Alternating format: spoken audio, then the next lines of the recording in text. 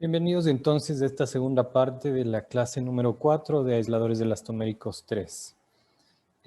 Recuerden ustedes, en la última clase revisamos el tema de la reducción en alto bajo desplazamiento lateral y el efecto que esto produce en la rigidez vertical y lateral. Hicimos unas deducciones para obtener las expresiones anteriores y hablamos también del comportamiento completo ya a carga axial de un aislador elastomérico. Empezamos entonces a revisar cómo se hace la verificación del diseño o la revisión del diseño de un aislador sísmico elastomérico. Y lo hicimos únicamente en principio para un primer estado, que sería el chequeo ante cargas de servicio. Entonces, en esta segunda parte de esta clase número 4, vamos a hacer el chequeo ya ante cargas sísmicas, tanto para el sismo de diseño, el DBE, como para el sismo máximo considerado, MCE. Les voy a compartir entonces la pizarra digital para recordar lo que habíamos visto en la clase anterior y comenzar entonces con el desarrollo de esta clase. Perfecto. Entonces, acuérdense ustedes, como les decía, regresando un poco, habíamos hecho estas deducciones para obtener las expresiones para la rigidez lateral acoplada con el desplazamiento vertical y comenzamos a revisar el diseño de un aislador sísmico elastomérico. Este primer estado que les decía es un chequeo ante cargas de servicio. Le di la vuelta a la pizarra para que sea un poco más grande lo que comenzamos a escribir. Me estaba dando cuenta que los videos tal vez no se ve tan bien haciéndolo de esa manera vertical. Entonces, bueno, vamos entonces con el número 2, que en este caso sería la revisión ante el sismo de diseño. Acá les puse chequeo ante cargas de servicio. Entonces acá vamos a empezar con el número 2 y le vamos a llamar chequeo ante cargas sísmicas, y en principio vamos a hacerlo ante el sismo de diseño, en este caso el Design Basis Earthquake. Perfecto, entonces lo primero que tenemos que hacer, al igual que hicimos la vez anterior, es definir las cargas. Entonces, ¿qué cargas vamos a definir? Vamos a definir primero la carga muerta, PD.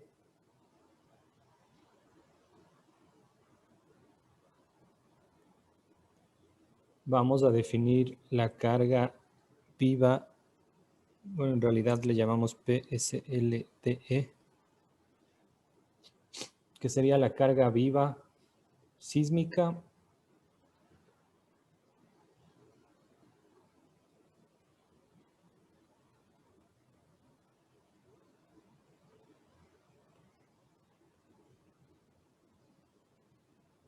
Para el sismo de diseño, que es básicamente 0.5 veces la carga viva que definimos ante cargas de servicio, en donde recuerden PL es la carga viva estática.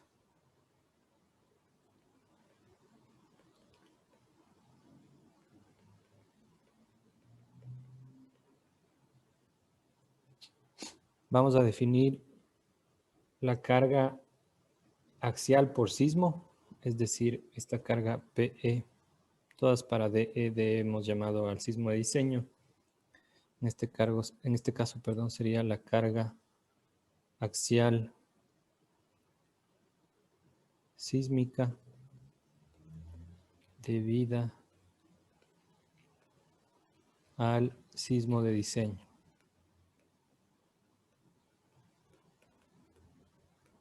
O el Design Earthquake. Y vamos a definir a nuestras cargas últimas, en este caso PU. Lo hicimos ya en la clase anterior como este factor de mayoración gamma D, o este factor de carga gamma D por la carga muerta, más en este caso la carga viva sísmica PSLDE más la carga axial sísmica debida al sismo de diseño. En este caso vamos a aplicar este factor como 1.25. Eso significa que nuestra carga última sería 1.25 veces la carga muerta más la carga viva debida al sismo de diseño más la carga sísmica debida al sismo de diseño. Esa va a ser nuestra solicitación. Eso en cuanto a cargas. Ahora, en cuanto a desplazamientos,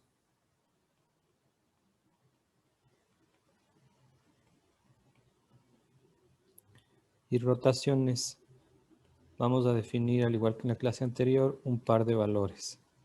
En este caso, vamos a denominar delta S, ST, a la carga, perdón, al desplazamiento lateral no sísmico.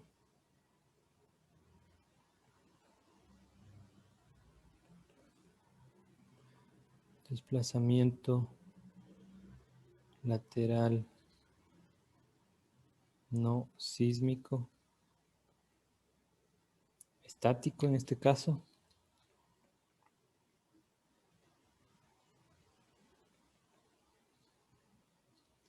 Y delta S, CY al desplazamiento lateral no sísmico, en este caso cíclico.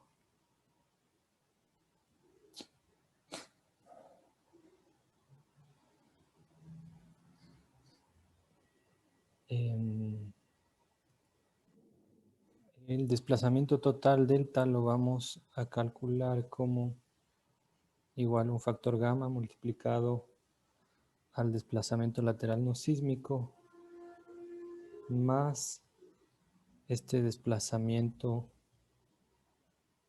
por sismo, que de hecho me faltó definirlo, disculpen. Regresemos primero, tenemos que definir el desplazamiento delta E de, que no es más que el desplazamiento lateral sísmico. Y vamos a definir el desplazamiento total como gamma por delta S, tanto el estático como el cíclico, más delta E de E. En este caso, ese factor gamma va a ser 0.5, es decir que vamos a tener 0.5 veces el desplazamiento lateral no sísmico estático más el desplazamiento lateral no sísmico cíclico, y eso más el desplazamiento lateral sísmico, delta E de E. También vamos a definir unos ángulos, en este caso el teta S estático, que es la rotación no sísmica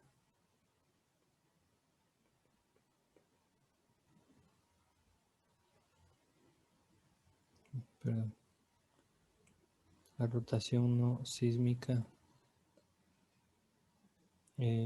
estática,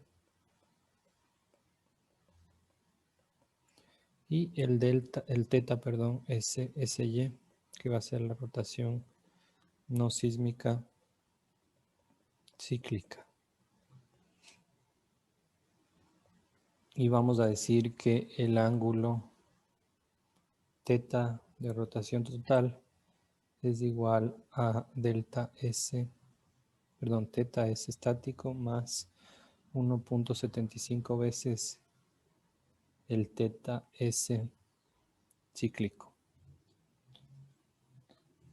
Vamos a obtener, bueno, con esto tenemos definidos los términos. Entonces ahora vamos a definir las deformaciones unitarias debidas a compresión.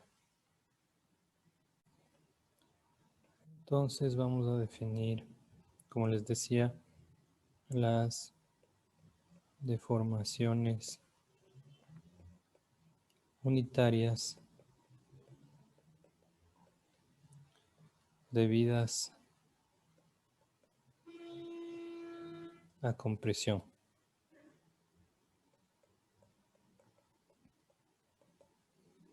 Al igual que en el caso anterior, vamos a calcularlo como, esta es la simbología, el superíndice C viene de compresión, el D del sismo de diseño, y se calcula como la carga última que obtuvimos con esta fórmula de acá arriba sobre el AR, que acuérdense era esa área que se interseca cuando el aislador ya está en su estado deformado, por el módulo de corte y por el factor de forma. Finalmente todo esto multiplicado por este factor F1. El F1, acuérdense, lo obteníamos de la tabla 5.1 del MCER 11004. Como teníamos el S para el caso, ustedes hicieron una tarea incluso de un aislador LRB, el factor de forma lo podíamos obtener como el diámetro exterior al cuadrado menos el diámetro interior al cuadrado dividido para 4 veces el diámetro exterior por el espesor de una capa de caucho. Esto es únicamente para el caso de un aislador LRB. El área, esta área que se interseca en el estado deformado, la calculamos con este ángulo menos el seno del mismo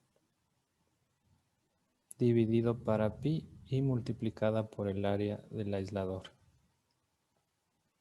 donde este ángulo lo calculábamos como 2 veces por el coseno a la menos 1 del desplazamiento total delta dividido para el diámetro. En este caso delta, acuérdense, era este de acá, lo voy a subrayar en rojo, era el desplazamiento total igual a 0.5 veces el desplazamiento lateral no sísmico estático más el cíclico y más el desplazamiento lateral sísmico.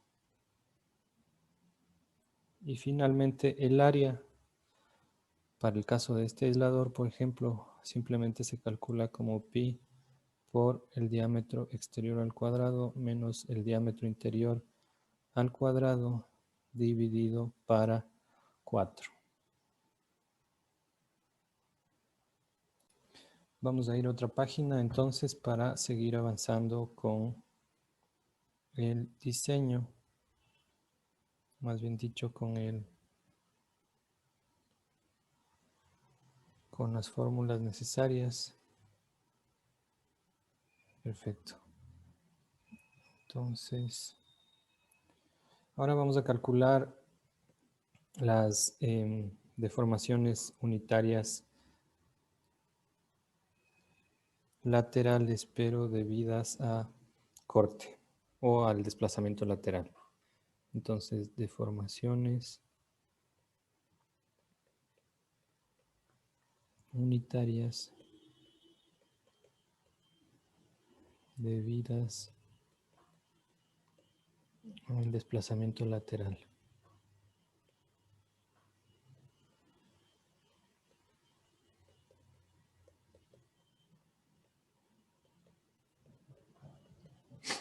A ver, entonces simplemente las calculamos como en este caso, bueno, el subíndice es S por corte en inglés, la división entre el desplazamiento total por TR, que es el alto total de las capas de caucho. Acuérdense que delta lo calculamos como 0.5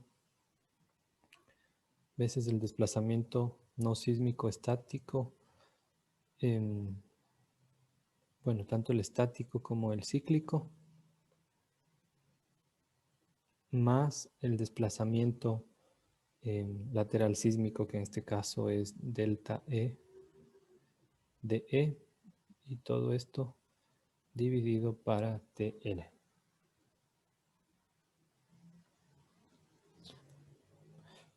Vamos a calcular entonces a continuación las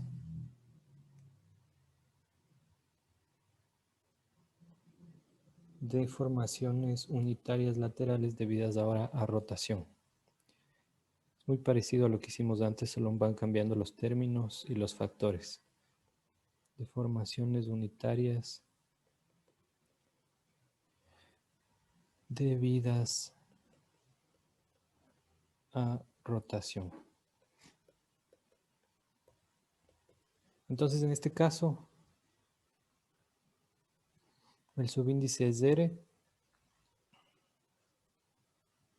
DE, y el cálculo se realiza con la misma fórmula, L cuadrado por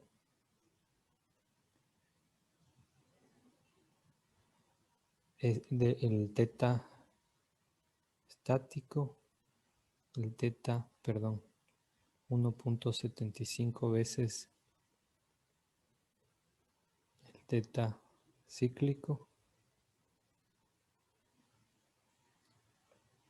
dividido para T por TR y por el factor F2, donde F2 lo pueden obtener de la tabla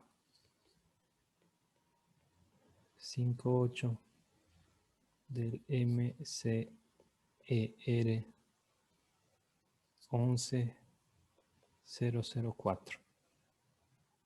Y acuérdense también que L no es más que el diámetro exterior. Entonces las deformaciones unitarias totales para el sismo de diseño se calculan como la suma de las anteriores.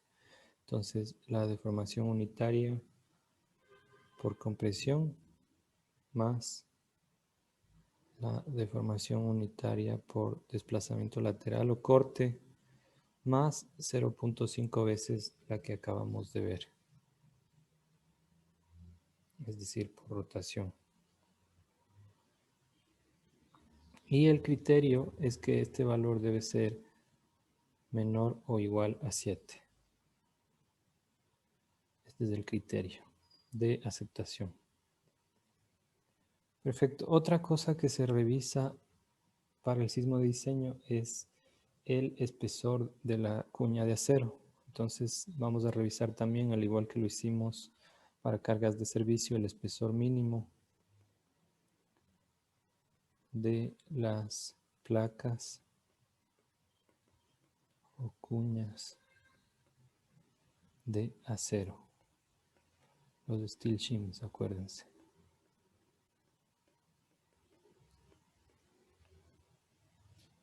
La fórmula es la misma que revisamos para cargas de servicio, es decir que TS debe ser mayor o igual que en el numerador gamma T dividido para 1.08 FY y multiplicado por aquí en el numerador AR sobre, en este caso cambia un poco la solicitación porque vamos a utilizar 1.5 de la carga muerta más la carga viva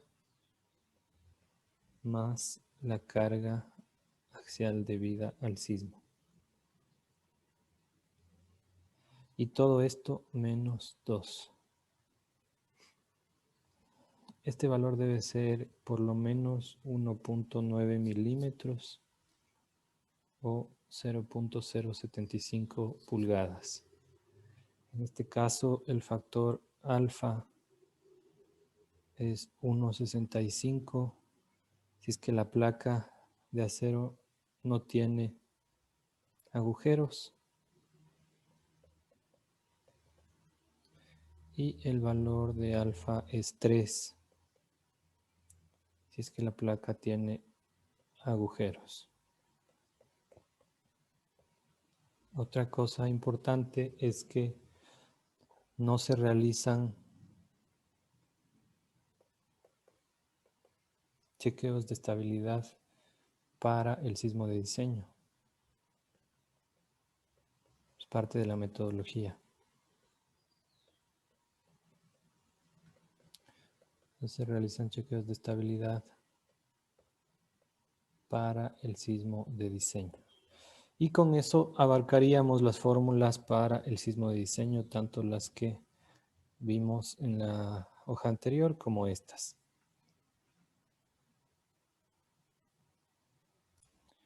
Perfecto, entonces ahora vamos a hacer el chequeo, pero para el sismo, ante cargas sísmicas también, pero para el sismo MCE. Entonces vamos a hacer el numeral 3, que sería chequeo ante cargas sísmicas también, pero esta vez considerando el sismo máximo creíble o MCE. Vamos a ir repitiendo más o menos el mismo procedimiento. En principio vamos a definir las cargas. Lo mismo vamos a definir PD como la carga muerta.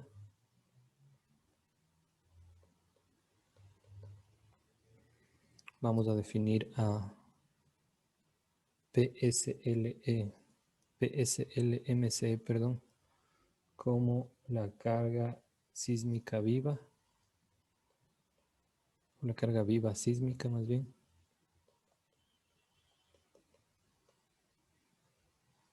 En donde vamos a decir que esta es igual a 0.5 veces la carga viva sísmica que obtuvimos para el sismo de diseño en la revisión anterior, o acuérdense que esa carga a su vez era 0.5 veces la carga de servicio. Eso equivaldría a decir a 0.25 veces la carga viva. Vamos a definir la carga axial por sismo para el MCE, que vamos a definirla como la carga viva debida al sismo MCE.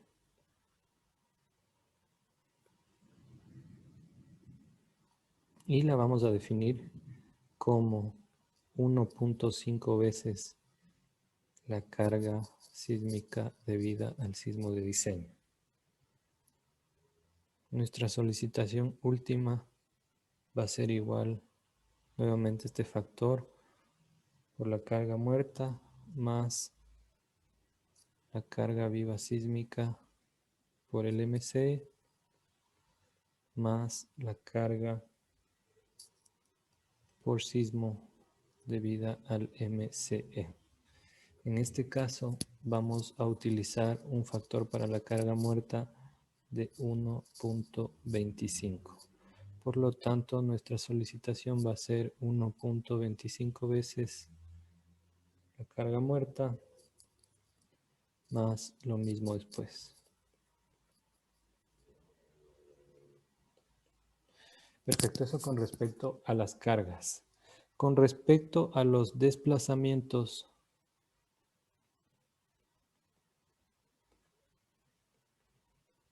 y rotaciones, nuevamente vamos a definir unos valores, los mismos que ya habíamos visto, el desplazamiento lateral no sísmico estático,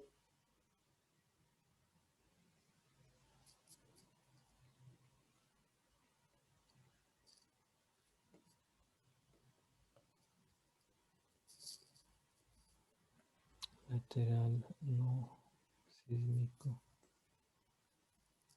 estático, y el cíclico también, que sería el delta S cíclico, lateral no sísmico cíclico. Y vamos a definir un desplazamiento debido a sismo, pero ¿qué sismo?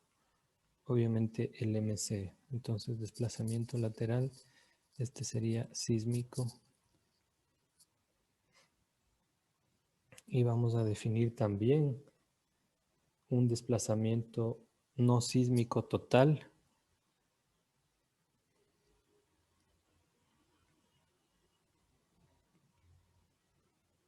que es 0.5 veces un factor gamma multiplicado por el desplazamiento lateral no sísmico estático más el desplazamiento lateral no sísmico cíclico. En este caso, ese factor va a ser 0.5, ese factor gamma, por lo tanto, vamos a tener 0.25 de estos dos desplazamientos laterales no sísmicos, tanto el estático como el cíclico. Perfecto. Vamos a definir al desplazamiento, bueno, ya definimos, sino más bien la fórmula para el desplazamiento lateral sísmico debido al MCE como 1.5 veces el desplazamiento que obtuvimos con el sismo de diseño. Y también vamos a definir unos ángulos, o bueno, los que ya teníamos definidos en realidad, que son la rotación no sísmica,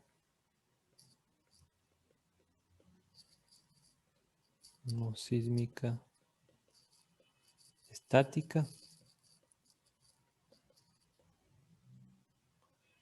y la rotación no sísmica cíclica.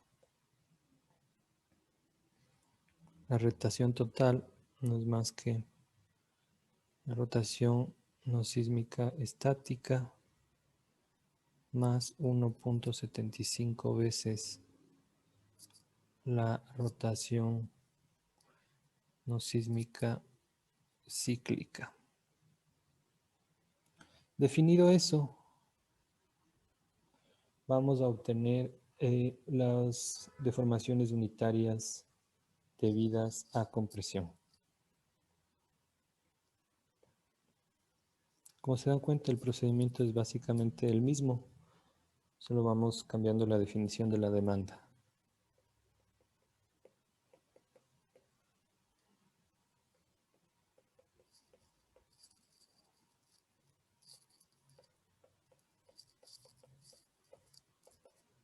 Entonces vamos a definirlo como gamma debidas a compresión, pero en este caso por el sismo MCE. Es igual nuevamente a nuestra carga última dividida para esa área de intersección por el módulo de corte y por el factor de forma, y todo por el factor F1, que ya saben viene de esa tabla de la 5.1 del MCR 11004. En este caso, para que ustedes puedan obtener, es básicamente lo que vimos antes, el aire lo obtienen con ese ángulo delta menos seno de delta dividido para pi por a. Y delta, ese ángulo lo obtienen con 2 por el coseno a la menos 1 de delta sobre d. Ahora ese delta, ¿cómo lo obtienen? Lo obtienen con la siguiente fórmula, es decir, el delta total lo obtienen como el delta no sísmico, que ya lo definimos arriba, más el desplazamiento lateral sísmico, que en este caso sería el delta EMCE. Acuérdense que este desplazamiento no sísmico es 0.25 veces el desplazamiento lateral no sísmico estático más el cíclico y nuevamente más el desplazamiento por sismo.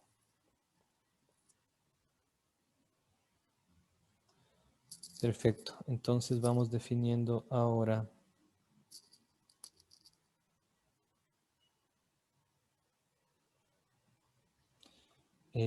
las deformaciones unitarias debidas a desplazamiento lateral.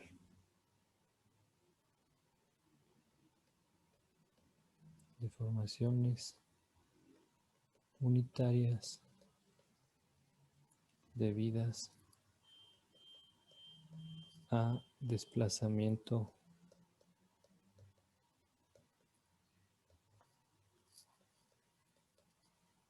lateral. Entonces lo vamos a definir nuevamente como gamma la S de corte, pero por el sismo MCE, como simplemente el desplazamiento total dividido para TR.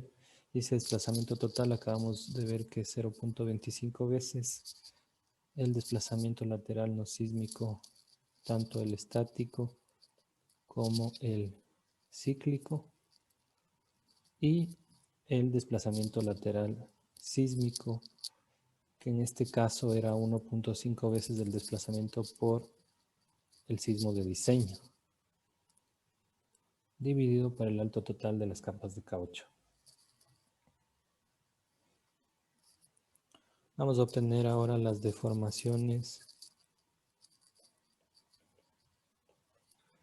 unitarias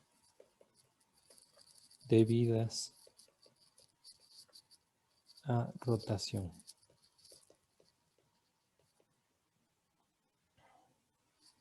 Son las mismas que las debidas a la carga de servicio. En este caso no se hace una diferenciación por sismo. Y no es más que el mismo L, que es el diámetro exterior, multiplicado por ese ángulo, tanto su parte estática como 1.75 veces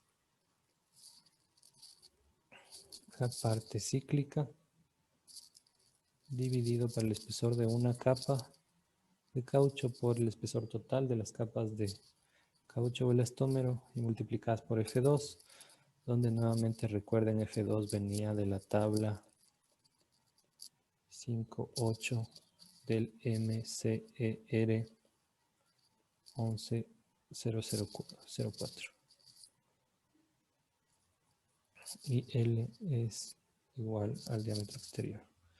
Perfecto, el mismo procedimiento. Lo que va a cambiar, eso sí, es del criterio. Entonces el gamma total debido al sismo máximo creíble es la suma de los que acabamos de revisar debido a compresión, el debido a corte o a desplazamiento lateral y 0.25 veces el debido a rotación para cargas de servicio. El criterio en este caso es mucho más relajado, obviamente, porque hemos elevado el nivel de amenaza. En este caso es 9.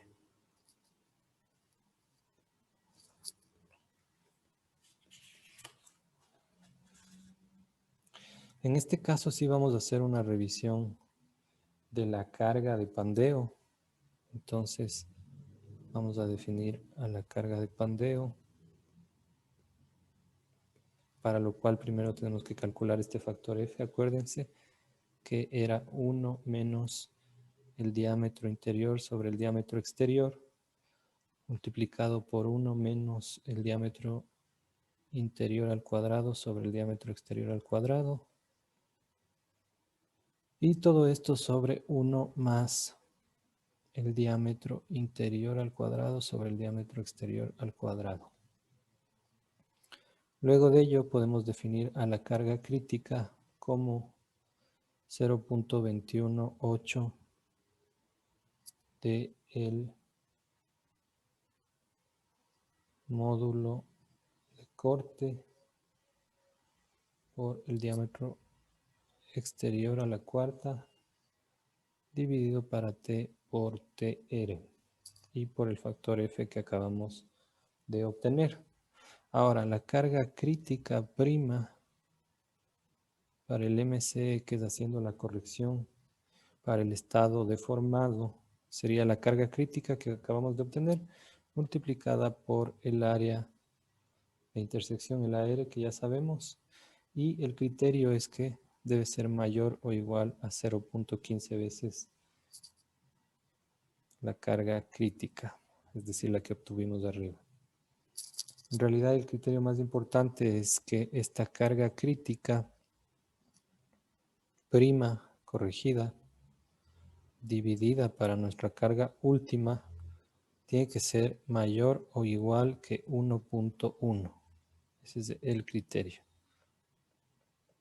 Es decir, esa carga crítica prima debe ser por lo menos 1.1 veces la carga última, nuestra demanda última.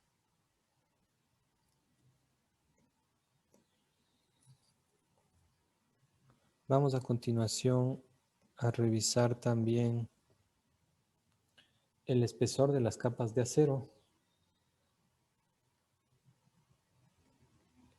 o el espesor mínimo de las placas o cuñas de acero, y vamos a utilizar la misma fórmula. En este caso, TS debe ser mayor o igual que gamma T en el numerador, y en el denominador vamos a tener 1.08. En este caso no vamos a usar FY, sino FE, que es RY por FY, y por el área de intersección dividida para 1.25, la carga muerta más la carga viva por el sismo máximo creíble y la carga axial producida por el sismo. Esto menos 2, igual tiene que ser por lo menos 1.9 milímetros, ese es el espesor mínimo de la capa, es decir 0.075 pulgadas. Nuevamente el factor alfa es 1.65 y también 3, dependiendo si tenemos, perdón, este es sin agujeros y este es el caso con agujeros. Les decía que este valor de FE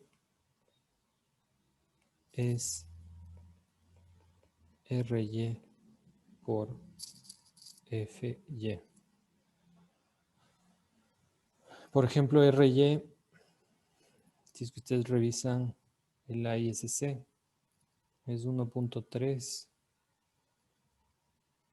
para 0 grado 36 y 1.1 para grado 50. Perfecto. Bueno, no sé si se acuerdan, en la segunda clase hablábamos de que uno calcula la carga crítica de pandeo o el desplazamiento crítico o volcamiento dependiendo del detalle de instalación del aislador. Entonces, cuando el aislador estaba apernado a las placas base, a la subestructura y a la superestructura, calculábamos esa carga crítica de pandeo. Sin embargo, en el estado deformado, por supuesto. Sin embargo, cuando el aislador es libre de levantarse, podíamos más bien, o debíamos más bien calcular este desplazamiento crítico de pandeo, pues no existe ahí en este caso no existe una carga crítica de pandeo. Entonces, justamente eso es lo que vamos a hacer ahora, es decir, calcular ese desplazamiento crítico de pandeo. Para ello vamos a definir una carga axial que va a ser igual a 0.9 veces la carga muerta. Vamos a decir que B, para la fórmula que a continuación les voy a mostrar, es igual al diámetro exterior. Y vamos a calcular a H como la suma, es decir, el alto de todo el aislador, considerando tanto las capas de caucho, en este caso les he llamado TR, una simbología un poco distinta simplemente para racionalizar y para mostrarles que es la suma de todas, NS, que son las capas de acero, de las cuñas de acero, y ya les voy a mostrar en una gráfica este espesor TP es de la top plate, TP es de top plate o de la placa superior, y el espesor de la placa inferior o bottom plate.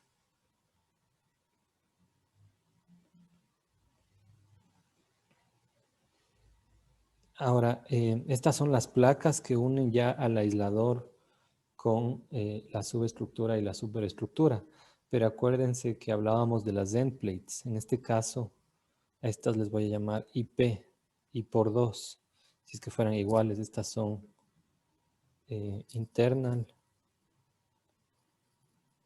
plates o las que llamábamos en una clase anterior end plates. Entonces creo que más lo van a entender con esta gráfica que les voy a mostrar a continuación.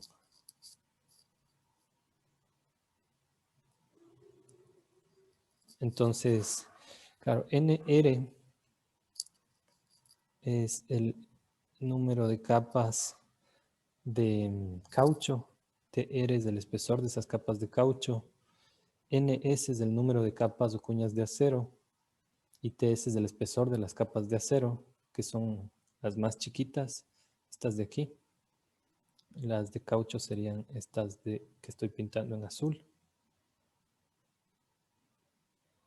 El top plate y el bottom plate sería estas que estoy marcando en amarillo, que son las que ya conectan al aislador con la superestructura. Y finalmente, estas internal plates o end plates son estas que estoy marcando en color verde. Entonces, bueno, con eso tendríamos que H es en definitiva el alto total. H sería este alto total. Disculpe.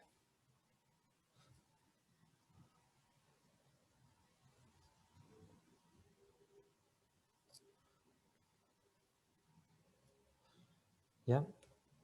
Y en principio calculamos, no sé si se acuerdan, una rigidez K1 o regresen a esas diapositivas con el módulo de corte, el área y el alto total de las capas de caucho.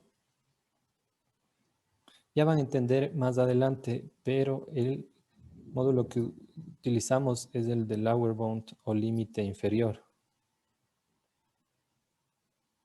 Y con eso vamos a calcular una resistencia característica o Q, que en el caso de un aislador con núcleo de plomo es igual a la resistencia a la fluencia del plomo multiplicada por el área. Con esos parámetros definidos podemos decir que el desplazamiento crítico es igual a la carga axial, que la definimos como 0.9 veces la carga muerta por B, que es el diámetro del aislador, menos la resistencia característica por esta H total y dividida a la K1, la rigidez, multiplicada por la altura, más nuevamente la carga axial. ¿Cuál es el criterio para revisar que este desplazamiento crítico último que acabamos de calcular, dividido por el desplazamiento lateral total, que no es otra cosa que este desplazamiento que acabamos de calcular, dividido para 0.25 veces el desplazamiento no sísmico estático y cíclico, más 1.5 veces el desplazamiento por sismo, sea mayor o igual que 1.1. Ese es el criterio de revisión o aceptación. Perfecto, entonces con eso terminamos la revisión de los tres estados de carga, tanto servicio como el chequeo ante cargas sísmicas para el sismo de diseño, el DE o DBE, y el chequeo para cargas sísmicas ante el sismo máximo creíble. Lo siguiente que vamos a hacer es desarrollar un ejemplo en base a las fórmulas anteriores. Entonces vamos a hacer un ejemplo. Para ello vamos a utilizar este aislador elastomérico con núcleo de plomo LRB que les muestro en la figura. De hecho, este es un aislador real que se colocó en el hospital de Erzurum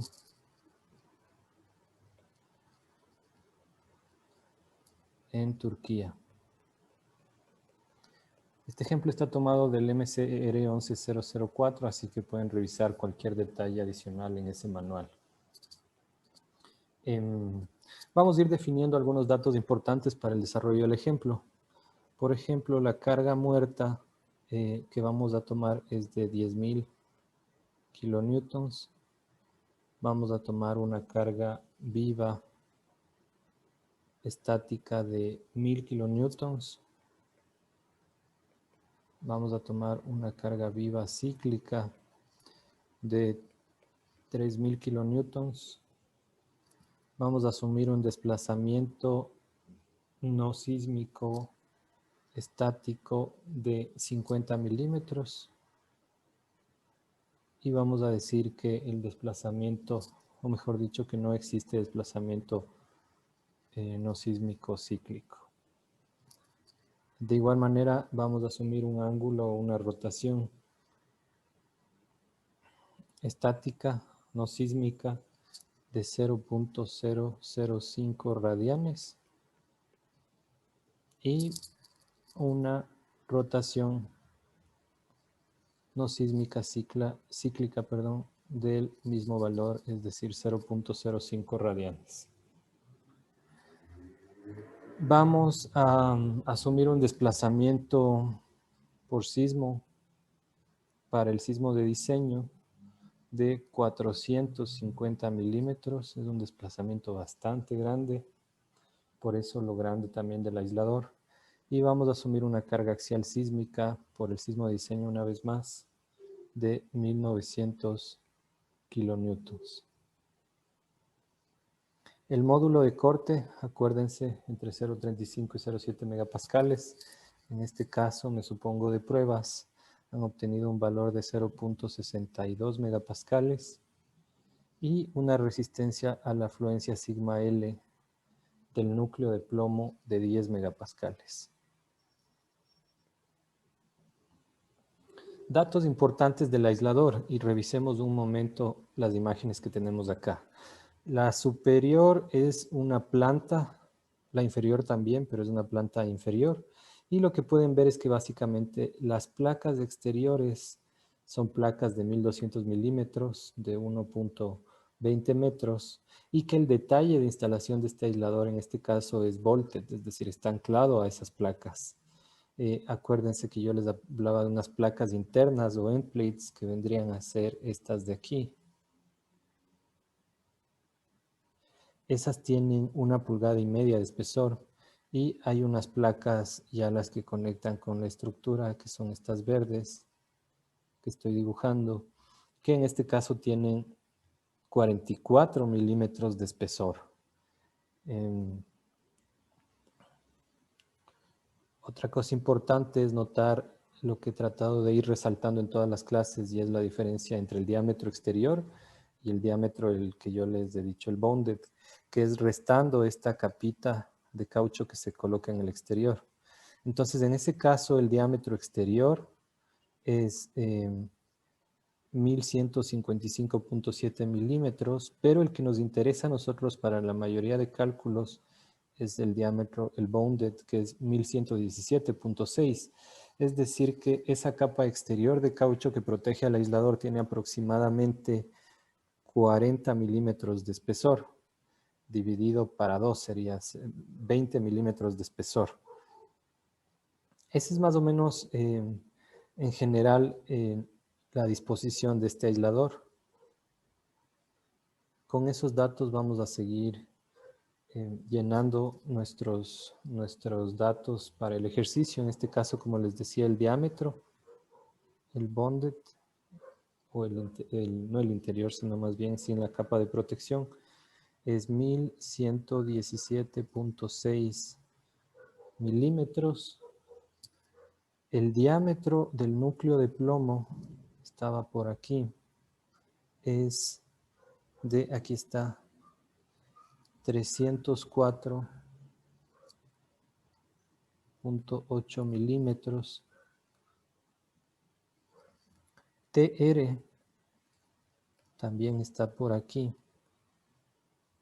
Nos está diciendo que tenemos 31 capas de 8 milímetros cada una, R de rubber, que es el caucho, y tenemos NR es 31, por lo tanto, TR es 31 por 8, que es 248 milímetros, el alto total de las capas de caucho. Asimismo, nos dice que en cuanto a las cuñas de acero, tenemos que el espesor de cada cuña es de 4.76 milímetros. Acuérdense que decíamos que el espesor mínimo es de 1.9 milímetros.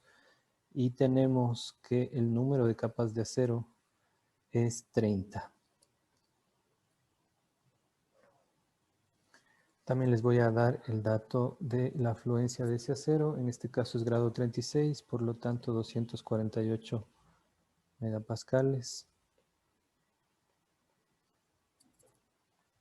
Y vamos a calcular la altura H total como hicimos al final de la hoja anterior. Entonces en este caso sería 31 por 8, el alto total de las capas de caucho, más 30 por 476, todas las capas de acero, más las dos placas internas o end plates, que en este caso sería 38, bueno, pongamos primero el número, serían dos capas de 38.1 milímetros, más las placas exteriores, que son dos placas, perdón, de 44.4 milímetros.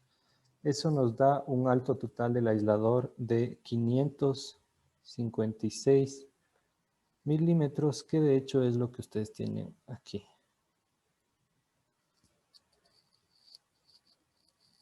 Y finalmente debía haberlo puesto acá, pero FYE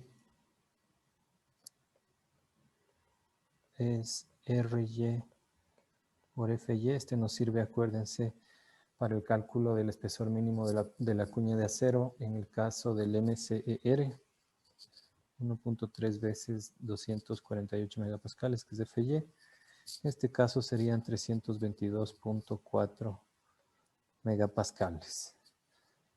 Con eso tenemos los datos necesarios para desarrollar nuestro ejemplo.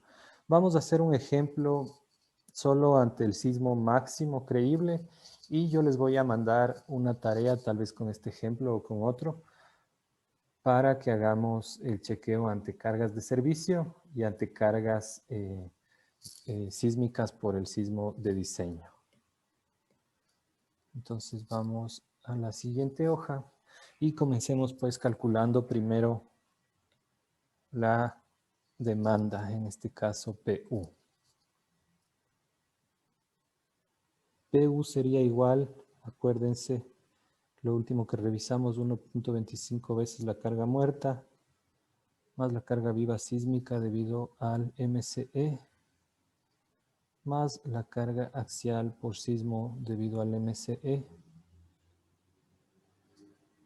Esto sería igual a 1.25 veces. Nuestra carga muerta son 10.000 kilonewtons, más, acuérdense, la carga viva sísmica por el MCE era 0.25 veces de la carga sísmica, perdón, de la carga viva por servicio, que en este caso sería la parte cíclica 1000, más la parte, perdón, la parte estática 1000 más la parte cíclica 3000, y más la carga, el dato que nos da el problema es la carga axial por el sismo de diseño, y la carga por el sismo máximo considerado era 1.5 veces ese valor.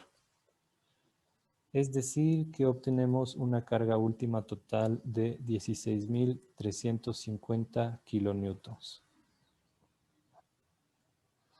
Lo propio vamos a hacer con los desplazamientos. Entonces vamos a calcular un desplazamiento total, que es el desplazamiento no sísmico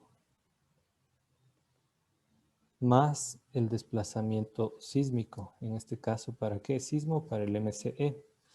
El desplazamiento no sísmico lo calculamos, acuérdense, como 0.25 veces el desplazamiento no sísmico por cargas de servicio, tanto en su componente estática como en su componente cíclica. Y el desplazamiento por el MCE se puede calcular como 1.5 veces el desplazamiento por el sismo de diseño, que es lo que nos da en este caso el problema o el ejemplo. Este es este y este es este de acá. Entonces calculémoslo. Eso querría decir que delta es igual a 0.25. Solo tenemos una parte estática que es 50, la parte cíclica es 0 y el desplazamiento por el MC es 1.5 veces estos 450 milímetros, es decir, un valor total de 687.5 milímetros. Vamos a calcular, necesitamos, acuérdense, el AR, que es esa área que se interseca.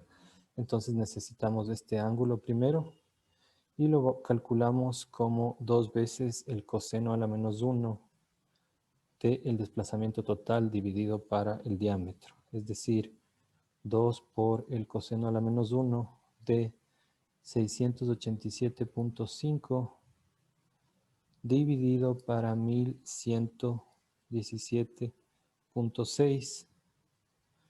Vamos a hacer la transformación respectiva de esto para obtener la respuesta en radianes.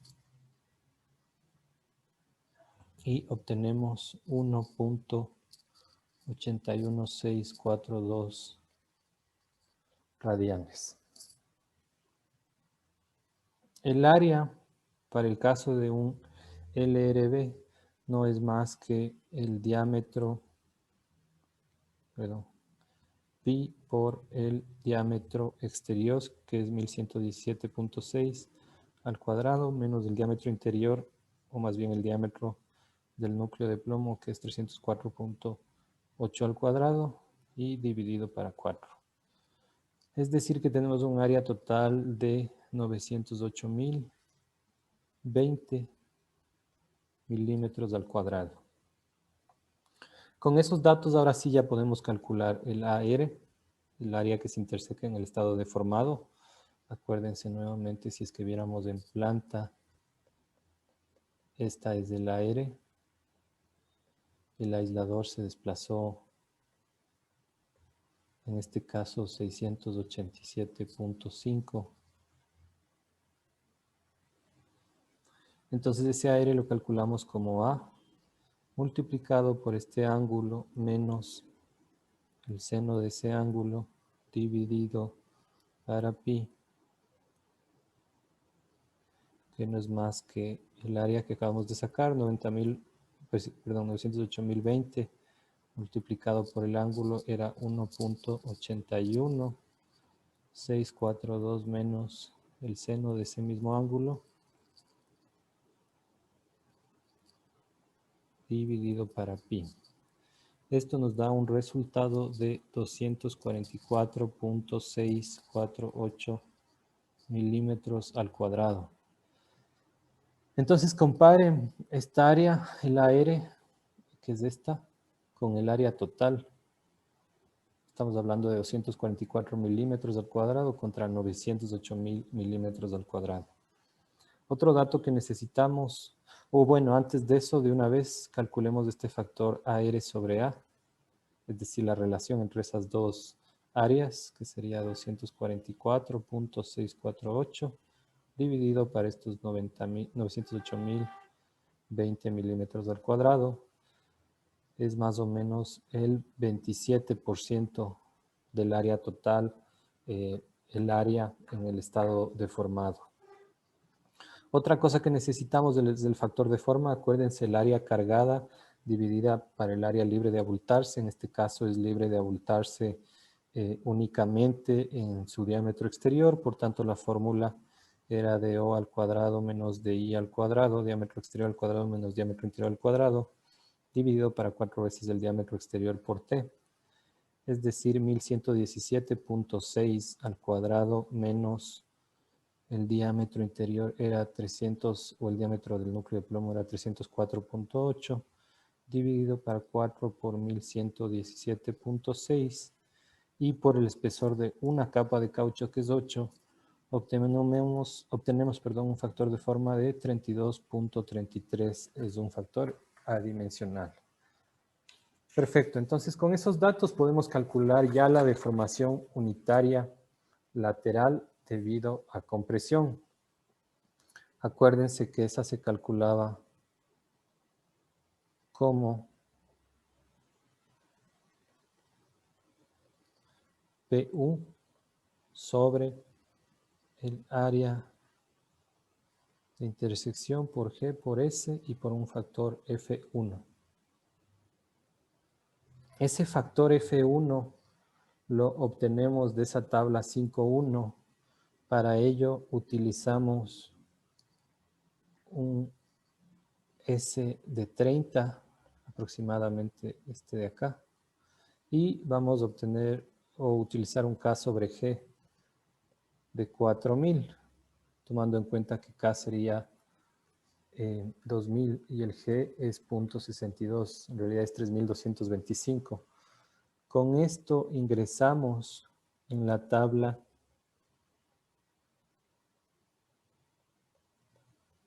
.1 y obtenemos un valor de F1, les pido que lo hagan, de 1.37.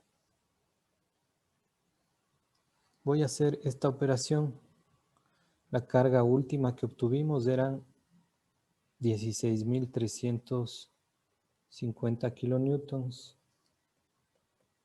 Eso dividido para el AR. El AR está por aquí. Son estos 244.648 milímetros al cuadrado. El módulo de corte era 0.62 megapascales, es decir, newton por milímetro al cuadrado. Y el factor de forma dimensional es 32.33. Transformemos simplemente los kilonewtons en newtons. Con eso simplificamos. Unidades, aplicamos el factor de 1.37 F1 y vamos a obtener un valor de 4.568. Vamos a calcular de una vez las deformaciones unitarias laterales por corte S, MCE, que no son más que el desplazamiento total dividido para el alto total de las capas de caucho. En este caso, el desplazamiento total delta son estos 687.5 milímetros y el TR lo calculamos como 248 milímetros. Es decir, que esa deformación en este caso es 2.772. Y finalmente hagamos el cálculo por rotación.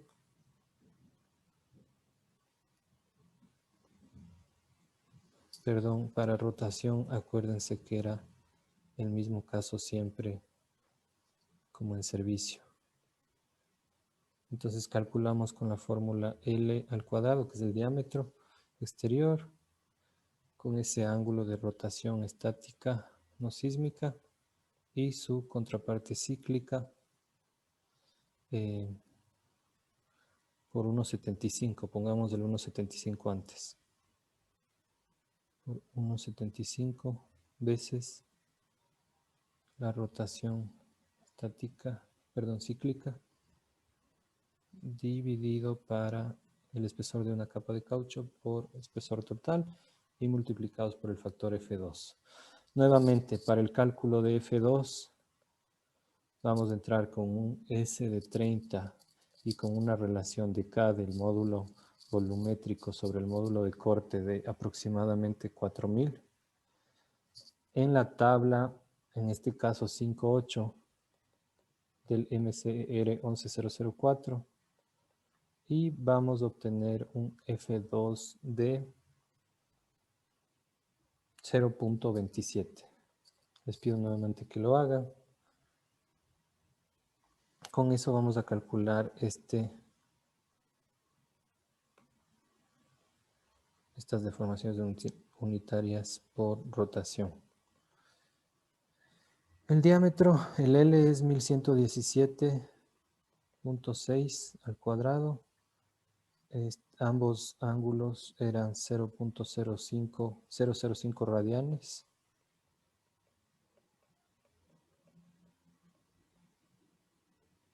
El espesor de una sola capa es 8 y el espesor total es 248 milímetros.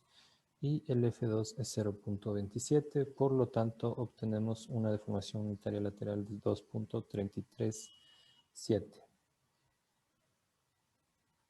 A continuación, una vez que ya tenemos la deformación unitaria por compresión, que es 4.568, la deformación unitaria por corte, que es 2.772, y la deformación por rotación, que es 2.337.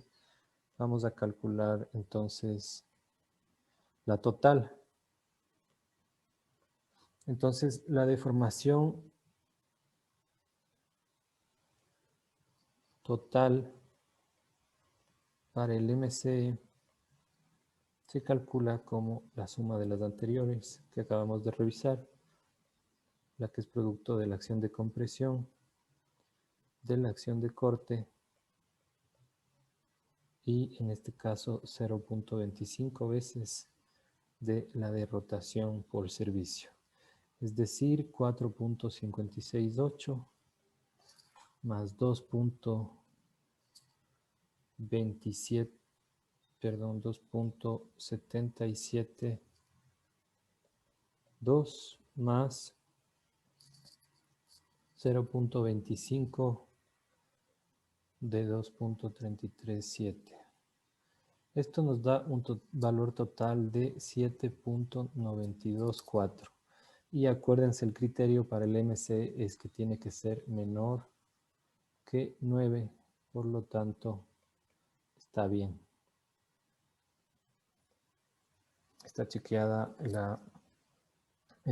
o está chequeado el diseño, al menos para el caso de deformaciones unitarias laterales. Lo siguiente que vamos a hacer es chequear la carga crítica de pandeo, tomando en cuenta que el detalle de conexión del aislador es apernado. Entonces vamos a sacar primero este factor F, que era 1 menos el diámetro interior o del plug de plomo, dividido por el diámetro exterior, multiplicado a la misma expresión, pero en este caso al cuadrado, los diámetros, y dividido para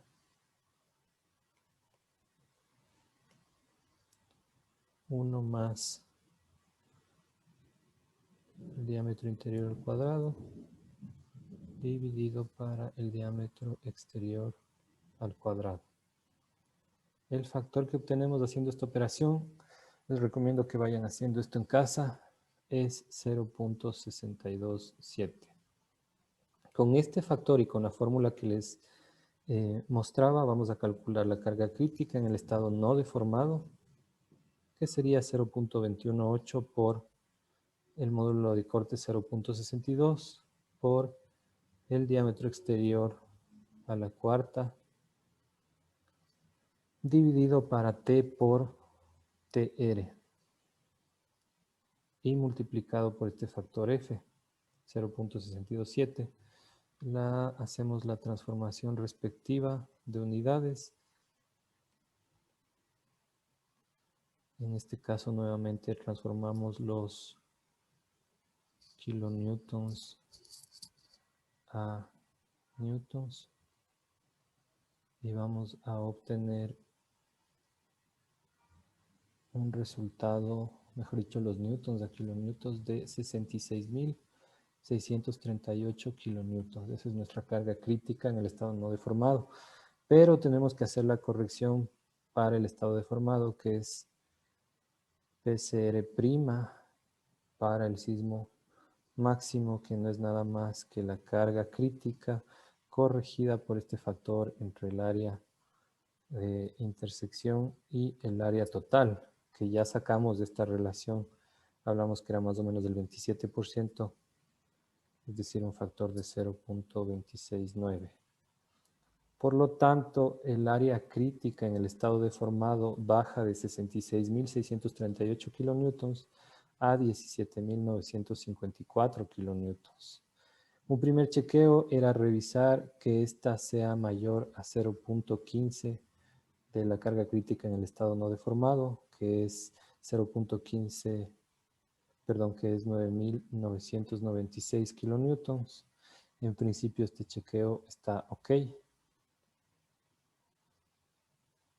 Y el criterio más importante en realidad es chequear que esta carga sea por lo menos 1.1 veces 17.954 dividido a nuestra carga última, que es 16.350. En este caso tiene que ser mayor o igual a 1.1. Creo que estamos en el límite. 17.954 dividido para 16.350 es 1.098. Bueno, es 1.10. Seguramente el diseño se rigió por este valor. Perfecto, con eso hemos calculado o hemos revisado la carga crítica de pandeo. Ahora vamos a asumir por un momento que el detalle de instalación del aislador no es apernado, sino que tiene libertad para levantarse, y vamos a calcular el desplazamiento crítico. En este caso, acuérdense, calculábamos una carga P que es igual a 0.9 veces la carga muerta, que en este caso sería 0.9 por 10.000, es decir, 9.000 kilonewtons. B para la fórmula era el diámetro interior, 1117.6 milímetros. La altura total estaba en el gráfico y la calculamos a detalle, eran 556 milímetros. Y vamos a calcular la rigidez lateral, como vimos en la clase 3, multiplicando el módulo de corte por el área y dividida para el alto total de las capas de caucho. En este caso 0.62 newtons por milímetro al cuadrado, multiplicado por el área que eran 908.020 milímetros al cuadrado y dividido para 248 milímetros, que es el TR. Esto se puede ir y vamos a transformar de newtons a kilonewtons para tener una rigidez en kilonewtons por milímetro, que en este caso es 2.27 kilonewtons por milímetro. Una rigidez muy bajita, y ese es el objetivo de los aisladores. Acuérdense, tener una rigidez vertical axial muy grande para soportar el peso del edificio, pero una rigidez horizontal o una flexibilidad en el sentido horizontal. Vamos a obtener la resistencia característica Q. Acuérdense, si es que este es el gráfico de histéresis o el bucle de histéresis del aislador elastomérico, donde estos son desplazamientos y estas son fuerzas. K era este valor de aquí, la resistencia característica. Entonces, la resistencia característica en un aislador elastomérico con núcleo de plomo se obtiene simplemente multiplicando la resistencia a la fluencia del plomo, sigma L, por el área del plomo. La L viene del LED. En este caso, dijimos que era 10 megapascales o 10 newtons por milímetro al cuadrado, ese es sigma L, y multiplicada por el área del núcleo de plomo, que sería, el diámetro es 304.8 milímetros, entonces esto sería al cuadrado multiplicado por pi y sobre 4. Entonces vamos a obtener un valor, pero primero transformemos nuevamente, o bueno, en este caso a kilonewtons, y vamos a obtener un valor de 729.6 kilonewtons de resistencia característica. Con esto vamos a obtener el desplazamiento crítico, que era, acuérdense, la fórmula P por B menos Q por H dividido para la rigidez por la altura más la carga. Es decir, P 0.9 PD es 9.000 por B, 1117.6 milímetros, menos Q, acabamos de calcularlo, 729.6 kilonewtons, por H, que era 556 milímetros, dividido para la rigidez K1, que es 2.27 kilonewtons por milímetro, multiplicado nuevamente por H, 556 milímetros, más nuevamente la carga, 9000 kilonewtons.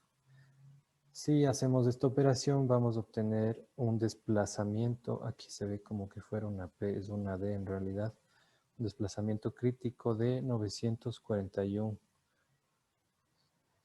milímetros.